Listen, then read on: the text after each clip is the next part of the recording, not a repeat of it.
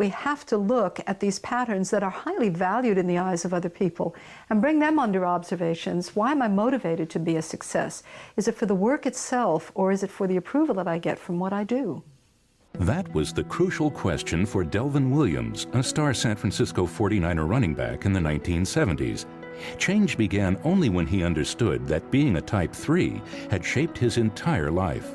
I think playing football definitely nurtured the 3 in me because people are constantly watching you, so image is important. How am I doing? How do I look doing this? You don't want to go out and run the ball and fumble the ball.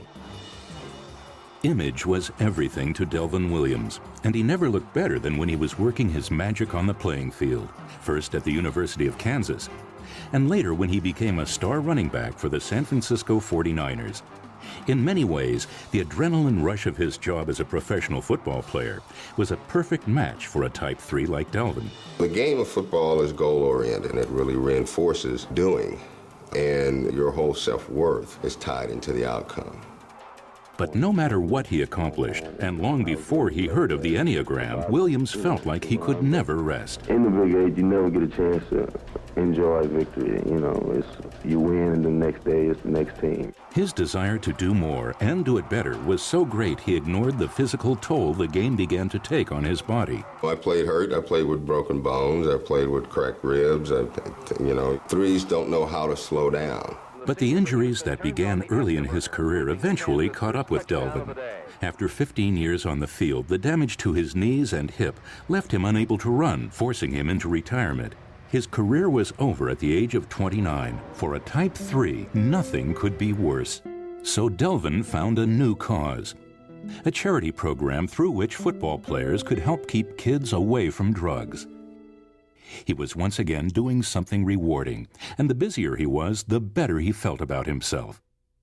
It was constantly speaking to Rotary clubs, speaking to high schools, talking to legislators, fundraising groups, putting together golf tournaments, talking to players. It was just ongoing. I saw the end result. I saw the national program. I saw those things very clearly, and then this is where it had to start.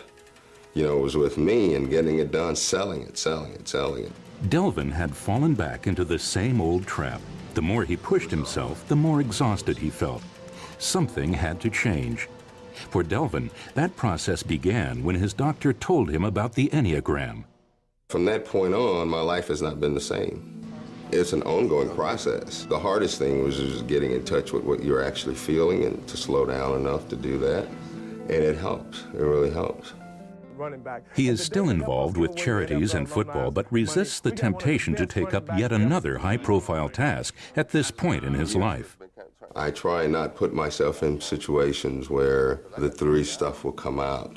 And I know, that's the thing, knowing my personality. If I get back in it, I want to boom, boom, boom, do more and do more. So the awareness of your behavior in certain situations, that is the gateway to the other side, so to speak.